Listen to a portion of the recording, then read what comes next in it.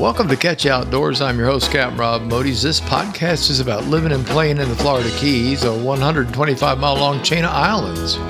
I cover my favorite sport, fishing, but also all the many things to see and do down here in the Keys.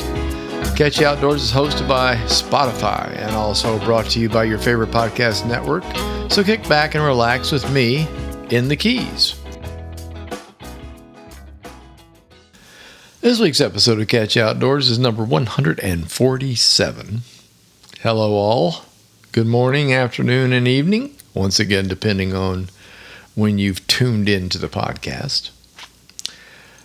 Or in the office, or you're sneaking it in the office, or the car, or the boat, or the beach. Yeah. Lots of possibilities out there for listening to podcasts. I'm recording this on Sunday, July the 14th in the late afternoon. Janelle and I just got back from sitting around the pool down in Islamorada. To be perfectly honest with you, we didn't really feel like doing a whole lot. And she had a very, very busy day. Janelle had to go all the way down to Big Pine and to Lou Reef. She was doing the Underwater Music Festival. Look it up. It's on Facebook. Look it up. That's right. They play instruments underwater. That's all I'm going to say. And she was down there doing the write-ups and helping out with video and all kinds of things on that. So she had a very long day. It's a long way down and back. That's a round trip, 3 or 4 hours, especially if traffic is up. She told me it wasn't too bad. So today was, she said, I just want to go to the pool. So we hopped in the truck and headed down to Islamorada and went to the pool, and it was great. And there was nobody there. It was real quiet. Just I have to preface that with today is the mini season for lobster. That's what I call it. I jokingly call it that. The governor approved an extra day for locals. And he put it before the official start of mini season, which is not this coming week, but the next week, 24th, 25th. I'll go back and look at my notes. But he decided it'd be nice to give the Floridians a day. So Sunday, today was the day. Now, I already mentioned this before. This is primarily Florida Keys or Lower East Coast. But I'd have to say that the turnout from out of the state, not out of state, other people in Florida coming down didn't appear to really happen from what I can tell. I'll report later if it did, but from what we saw, especially on the road going to Islamorada and coming back, it was no different than any other weekend day. So, in other words, it wasn't packed because it's summertime. So, thanks to a very strange weather pattern, the temps cooled off a bit. Not the humidity, just the temperatures. We had a huge amount of overcast skies. A big part of that was played by the Saharan dust. If you haven't heard of that stuff, it's just basically it comes from Africa and it gets into the atmosphere and it blows across the Atlantic Ocean. And if it stays in just the right angle, it comes right across us. And a lot of southern Florida, actually, not just the Keys, but a lot of southern Florida will get it. And it turns the sky a very funny milky color, sometimes yellowish in color, most prevalent during the sunrise and sunset. It's a really odd looking sunset and sunrise. What it does is it dries the air out tremendously, and it blocks clouds, and it prevents rain. And so we had that for several days, almost a week. Things got dry. I had to go back out and water plants, things like that, just to keep my plants happy. But what it also did is it shoved the temperatures down. So all this heat thing, we're all going to die. It's going to be 106, that kind of stuff. That didn't happen. It barely made 90. Matter of fact, today I think it was 88 before the sun finally popped out and warmed things up. So that should cool off the water temperatures a little bit. And we had quite a bit of rain over the last 3 days. Lots of rain, like gully washer, thunderstorm rain. It was really crazy how hard it came down. One very positive note about the Saharan dust is it pretty much dampens any tropical weather. It can't function in that kind of atmosphere. Tropical weather requires warm water to travel over to keep the circulation going within the storms. And if it doesn't have that, obviously it ain't going to build up. And so that's pretty much what happened. I noticed a storm popped up, not a storm, a low pressure system popped up over Jacksonville. I haven't taken a look at it recently, but a couple of days ago they said they didn't think it was going to develop into anything. And that's well above us. That's 550, 600 miles above us. So, but anyway. Let's see. Oh, the Florida lobster thing. I looked it up. Yeah, it's the July 24th and 25th. It is always the last Wednesday, Thursday of the month of July. That's what they call mini season. And what that is they open up the season pre-commercial and pre-standard opening, which occurs in, I think it's August the 6th this time around. So, yeah. Sounds right. I didn't write that one down. I should have. So the 24th, 25th is usually a zoo. And I think most people in the Keys would love to see it go away. As a matter of fact, I say that without even questioning it. Everybody you talk to that lives down here thinks it's a rampage. And of course, the commercial guys would love to see it gone because everybody out here is trying to beat them to the lobsters, which I think is kind of silly. Those guys catch plenty. They do. I mean, I don't want to say they don't. There could be bad years, but anyway, I don't know. So then they added an extra day. Yikes. Anyway, we'll see what happens with all this. This the controversy of the Keys. There's always something going on. So, what else is going on? Oh, I only fished one day this past week. And as a matter of fact, we could not have hit it any better. A friend of mine, Mike, and his wife, Debbie, came down our way. They were headed for Key West, and so they stopped to visit us in Key Largo for a couple of days. And it's really it was really interesting. They could not have timed it any better. The Saharan dust thing had actually calmed the weather down tremendously, and also the winds dropped dramatically. And so by the time he and I got on the water on Wednesday, it was just a perfect day. It was calm. I mean, calm, like flat calm. We could have gone anywhere in the backcountry that we wanted to go. There was no heavy chop or any of that kind of problem. Water visibility was quite good, good enough to see the snookers when they were moving down the edge of the mangroves, so that's important. So they got here on, I think it was Tuesday, and we went to the fish house Tuesday evening, had a delicious dinner. Thank you, Mike. And oh, yummy, yummy. And we introduced them to the fish house. I don't believe they'd ever been. That was really fun. I broke down and finally had the yellowtail matacumbe again, which I have not had in my last 7, 8, 9 visits. I'm a swordfish freak, and they get fresh swordfish in from local waters, and they grill it, and you add that to black beans and rice, and Rob's in heaven. That's all there is to it. But I hadn't had it in a while, and I thought I will, and it was just as delicious as I remember it being, so that was good.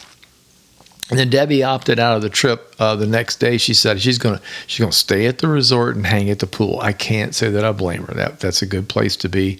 They stayed down at the Konakai, and that's Jonelle's my favorite place. We love that place. The property's great. This time of year when things are hot, the pool's got a chiller on it, and they've got a beach, and it's just a wonderful little bayside place. And if you're down in Key Largo, check it out. So Mike and I got together on Wednesday morning and headed out. A little bit about Mike. Mike he's not an old friend. I call him a new friend. He was a fan of my radio show and was also instrumental in having me speak to the Marco Island Sport Fishing Club in Marco Island a couple of times. The initial time and a couple times after that. And man, let me tell you what, that is a big group, and that's a special bunch to talk to. When you're in the business of fishing charters and you're looking for that business, there is nothing better than talking to an auditorium full instead of a room full of people, and all of them hardcore interested in fishing. There wasn't anybody in the crowd that wasn't paying attention to what was going on when I was speaking, and that was really nice. I think that's probably the biggest club I've ever spoken to. I was later invited to kayak fish after I got the cancer and couldn't do my fishing trips anymore. I was still invited down to talk, and that was great. And we did some kayak trips. I bought a kayak, and then Mike and his friends started taking me out in different places, like on the Barron River, and then out of Chokoloskee, down Chaco into the Everglades National Park, and man, that was eye-opening. I've never done that before. I mean, most of my fishing, I have fished the 10,000 Islands, but most of my fishing was up in Estero Bay, North Naples, and then all the way up to Pine Island Sound and up into Charlotte Harbor, places like that. So this was kind of new to me. And not to mention, sitting on your butt on the water where there's lots of alligators is a whole new experience, especially on the Barren River. But there's some monster jacks, monster redfish, and monster snook in those waters. And I really had a great time fishing with those guys, and I missed it. I moved away almost 5 years ago now with Janelle. She got a good job in Fort Lauderdale, so we packed it up and headed across the state. I still towed the kayak over a couple times to fish with the boys, and that was really good. But my back and time and old age got the best of me to where hefting a kayak around was not the easiest thing for me to do. So I got a boat, much easier. All I got to do is get it on the trailer and off the trailer, and it's not that big a problem. So I hadn't seen him in years. I'm going to say at least 4 years. I'm going to say 4 years. When we were at Fort Lauderdale, I know he fished a couple times, and then I didn't after that. So it was really nice to have him down here and have him visit. He also moved. He left Marco Island and went up to Tampa and moved into the Tampa Bay area to be closer to family. And he started doing his kayak fishing up there, although he confessed. I said, you fish a lot? And he goes, not as much as he'd like to. He's a golfer, and he loves to golf. And I kind of understand that. You know, if you got two outdoor sports that you're torn between, it's tough. And I like to golf. I did. Golf was okay. My short game's good. My long game sucks. It's just terrible. I'm a horrible driver. I'd rather drive with an iron and make sure it stays on the fairway than off in the trees. But my short game was good, and I haven't played in a long time. I'm afraid. After I had all the back surgeries, the doctors warned me about golf and any other, baseball, hard swinging sports. And I'm like, okay, all right. But I'm so tempted to go try it again because the game of golf, in my opinion, is fun. Well, it can be dreadful too. It's like fishing. Some days you got it, and some days you don't. So, but anyway, we had some great times. So we fished Wednesday together, and man, honestly, we caught more fish than I've ever caught in one outing in ages.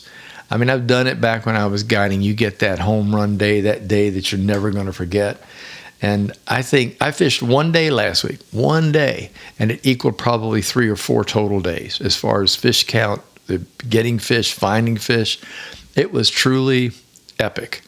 Mike said he thought now this was him saying it, not me exaggerating. He said, I think we caught over 100 fish today.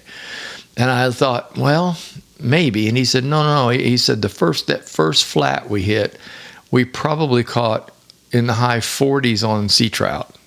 Between the two of us, that's 20 apiece. Yeah, that's completely feasible. Lots of ladyfish, kudas, and mangrove snapper.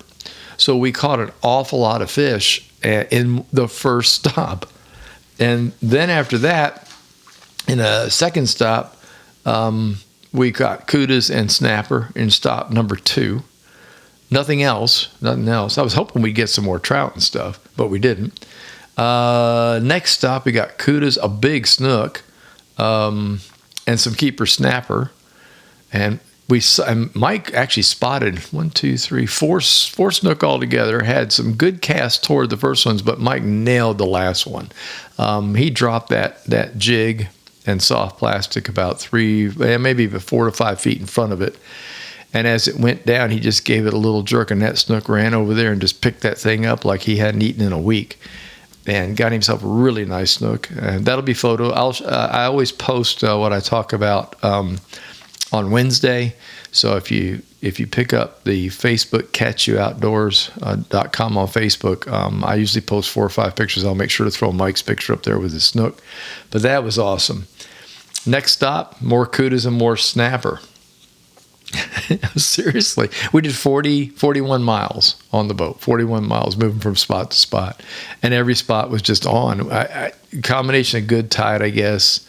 The fish aren't being beat up right now because it's July and it slows down for everybody, for locals and guides, and I think we just hit it right, and sometimes it just works. Neither one of us were in the mood to clean fish, so we threw back some of the nicest mangrove snapper you've ever seen.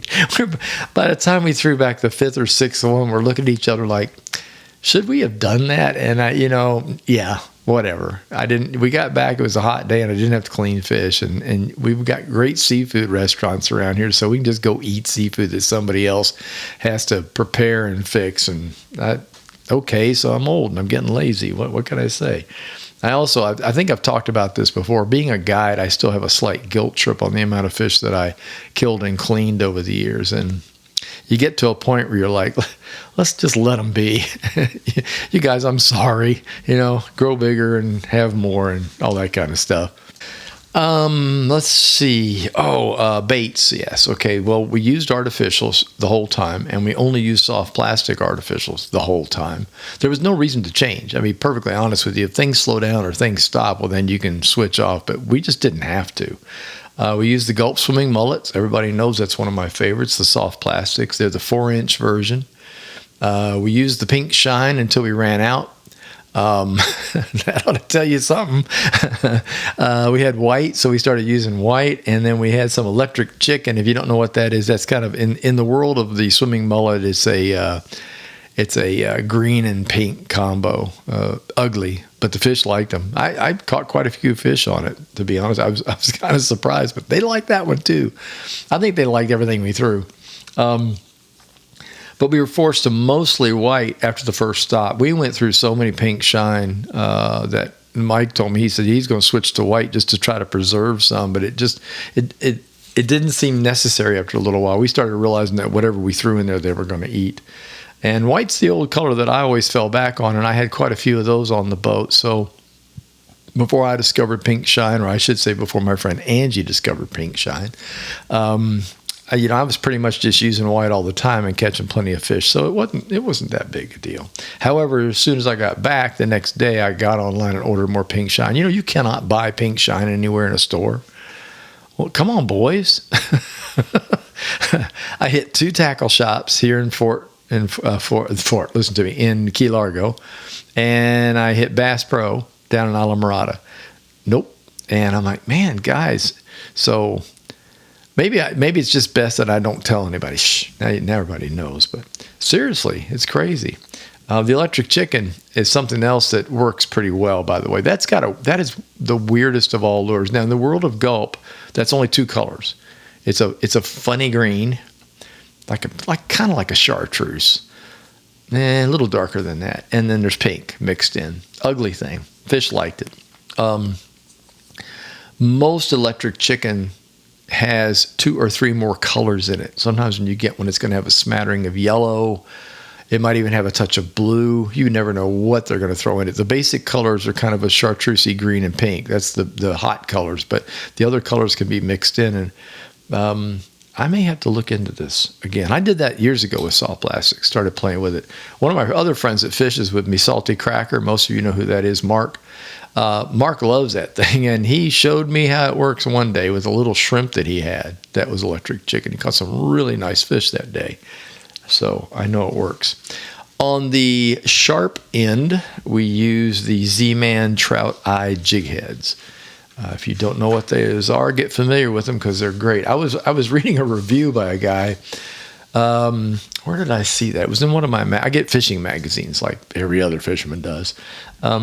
And he made the comment that that's the best jig head he's ever fished. I will second that. I have fished, you can imagine, over 20, 25 years of just using jigs and soft plastics and soft shrimp. I have tried all kinds of jigs, and I'm fond of many, many of them, but I've got to say that the Z-Man Trout Eye is by far and away the best thing I've ever fished. It's a plain gray lead. It's not painted, but it has these great big round eyes in it. The color of that day seemed to be gold. I tried red, I tried green, but the gold seemed to be that was the one. That was the one that seemed to be working the most. But try them. I mean, get yourself a package or 2 of these things. I usually use the 1/4 ounce. They make them down to, I know they make an 1/8. I think they do go down one below that, so an 1/8 and a 1/4. But I usually use 1/4 because the water I'm fishing is anywhere from a foot to about maybe 3 feet deep, and that's got adequate drop rate to make the little soft plastic wiggle a little bit as it goes down. So try the trout eyes. Let's see, good inbound tide. We were just off the new moon. We had overcast skies.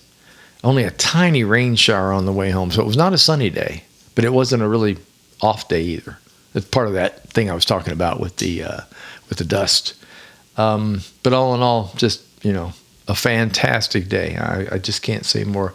And Mike, I know you like to listen to the podcast. We got to do that again. We really do. So, speaking of the moon, the full moon is coming up around the 20th. Hoping to get out by then. I feel pretty confident. Today is Sunday. I am eyeballing Wednesday. We've got a great deal of wind all of a sudden. It's very breezy.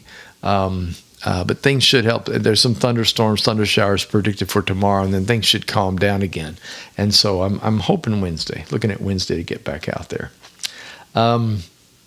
It's got to stop storming, though. I don't do lightning, as I've already told people that I'm allergic to lightning.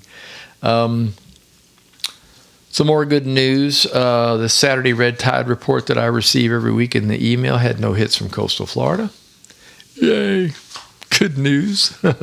Hallelujah. Let's see what else is in my news sheet here. Oh, what I know about fishing the Florida Keys is now available.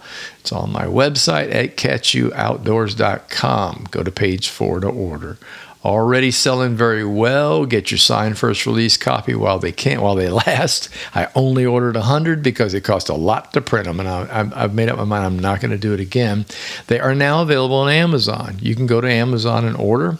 Same price, although the shipping is included. It's going to be a little bit lower because Amazon does the retail price, and then if you're a Prime member, you don't have to pay shipping. It's not available on Kindle. The transfer of this book to Kindle is going to be nearly impossible because of the photos and the size of the book. This book is a good deal larger than my first book. So if you've gotten what I know about fishing Southwest Florida, this is heftier. Actually, it's much heftier, weighs more. And it's got quite a bit more photos. So it's much harder to do a layout with this book, apparently.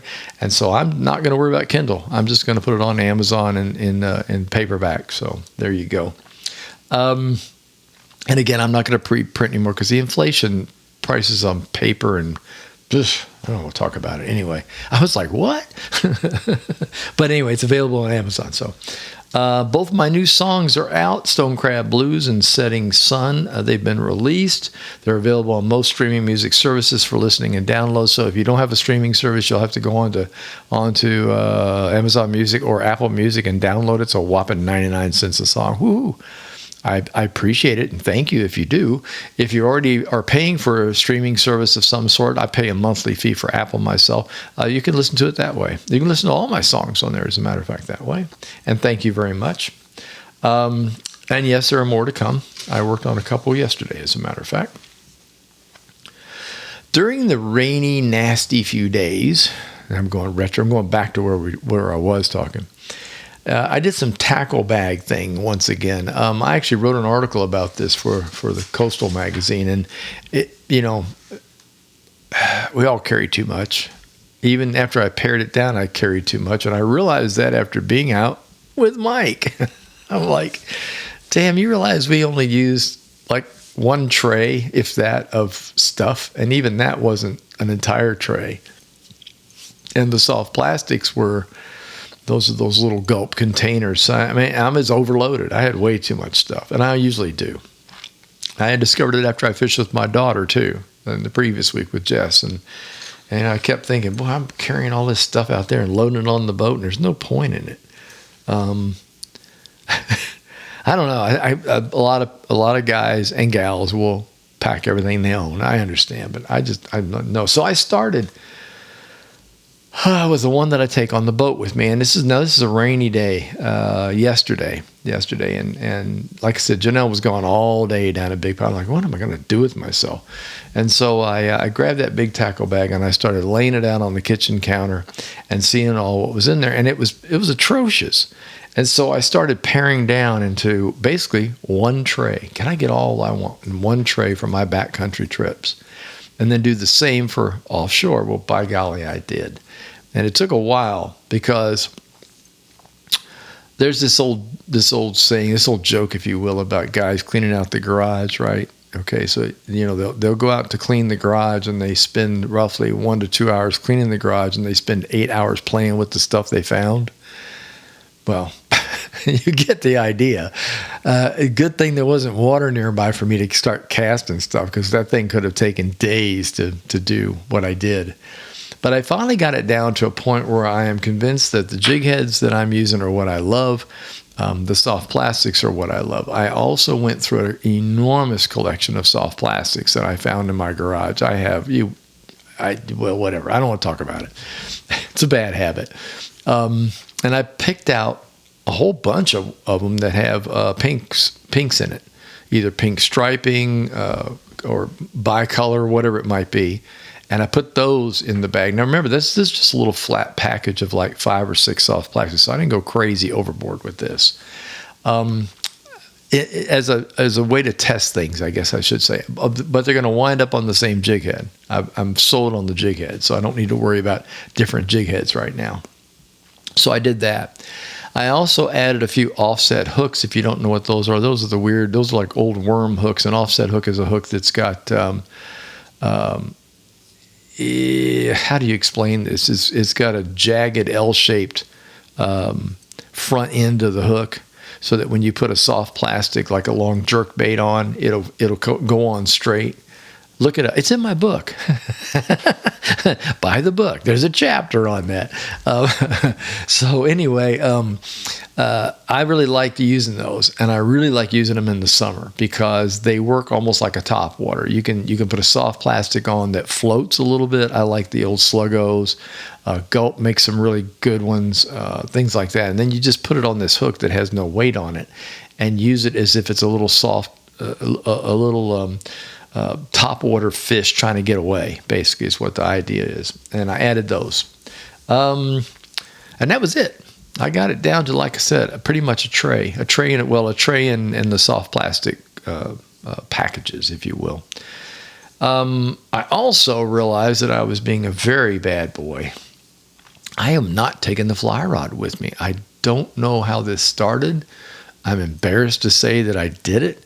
I love fly fishing, and I rarely got to do it as a guide because you just don't. And now I have an opportunity to do it. So I smacked myself on the back of my head and I said, boy, it's time to put the fly box together. Well, I did exactly the same thing. You're going to love this. I found about 7 or 8 boxes of flies, and of every kind you can imagine. And I literally took one box and started taking the very best of the best out of all these different boxes and putting them into one. The ones that I believe will work. And that's kind of an interesting thing down here. You can eliminate terrestrials. I'm not going to fish like a cricket or something like that. Down here, it's mostly going to be a bait imitation of some sort, like the good old-fashioned clouds or minnow or whatever. And so that's what I did. I narrowed it down to those. I found some very small ones that are less than an inch long. They look like the little tiny, we called it rain bait, the little teeny tiny bait you see on the surface, up to about 3 or 4 inch clouser minnows. And so I was able to make this one box. I don't know why I didn't do this before, because honestly, a tube with a fly rod in it doesn't weigh anything. And then you've got a fly reel, you got a few leaders, and then you've got your flies. And, that just doesn't take up that much room on a boat, and it's really easy to put on there. I think I'm going to give you my excuse. I got old, my shoulders are old, and I don't throw a fly.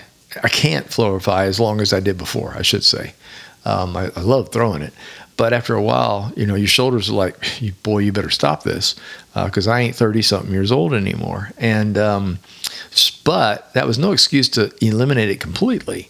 And so I'm going to take it back out there and work the fly. And what I might do is work the first hour or two with it, and then after that, switch to the spin as my shoulders get tired. So I don't want a shoulder replacement. I've seen it. I know, guys. Oh man, it's the best thing I ever did. That's okay. Good for you. I'd rather avoid it if I can. So hopefully by next week, if I get out there, you'll get some fly stories too. I'm definitely going to try it. It was kind of one of those epiphany things in the garage. I'm like, man, you know what? Why aren't I throwing these things, especially at these snook that are cruising the edges right now? Good Lord, throwing a fly to them is so easy. You wouldn't believe it. And flies don't splash. Flies don't drop in the water like a jig head does. They land on the water and they sink slowly. And Mr. Snook, man, loves that kind of presentation. So I'm feeling kind of stupid for not doing it in the first place. But anyway, we'll take care of that. I also took one more step.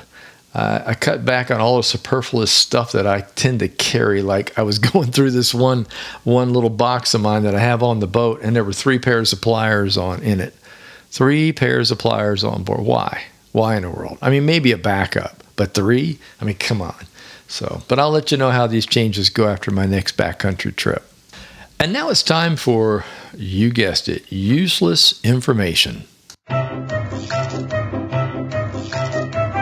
And now, from the original book of useless information. You are a reject! You are useless! You can get a job down here cleaning toilets! Here's your host, Captain Rob Modies. Well, he swears up and down he's useless, but he might be all right eventually, but completely useless.